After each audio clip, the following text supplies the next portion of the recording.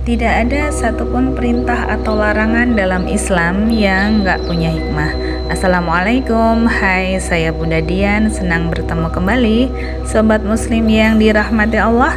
Baik, pada kesempatan ini mari kita bahas tentang satu hal yang bikin Islam itu spesial banget, yaitu Islam sebagai metode kehidupan yang unik. Yuk mari kita bahas lebih lanjut. Kenapa unik? Karena semua aturannya, dari hal yang paling besar sampai yang paling kecil, itu tujuannya untuk kebaikan kita sendiri. Nggak ada satupun perintah atau larangan dalam Islam yang nggak punya hikmah. Sobat Muslim yang dirahmati Allah, contohnya terkait dengan larangan memakan daging babi. Mungkin ada yang berpikir, lah kan daging babi itu enak kalau diolah. Nah, mungkin rasanya enak, tapi Allah melarangnya bukan tanpa sebab. Secara ilmiah, banyak penelitian yang menunjukkan bahwa daging babi mengandung cacing pita dan bakteri yang berbahaya bagi tubuh kita. Jadi, larangan ini adalah bentuk kasih sayang Allah demi kebaikan kita.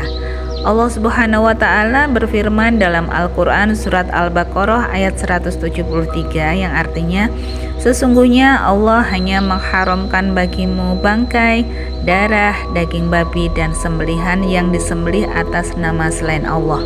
Tetapi barang siapa dalam keadaan terpaksa memakannya sedang dia tidak menginginkannya dan tidak pula melampaui batas, maka tidak ada dosa baginya. Sesungguhnya Allah Maha Pengampun lagi Maha Penyayang. Sobat Muslim yang dirahmati Allah, silahkan diperhatikan, Allah melarang bukan untuk menyusahkan, tapi untuk menjaga kita.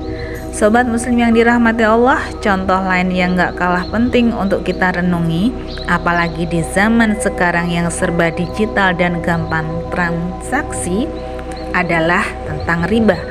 Riba itu artinya tambahan atau bunga dalam pinjaman. Kenapa Islam melarangnya keras banget? Karena riba itu merusak tatanan ekonomi dan bisa bikin si miskin makin miskin, sedangkan si kaya makin kaya.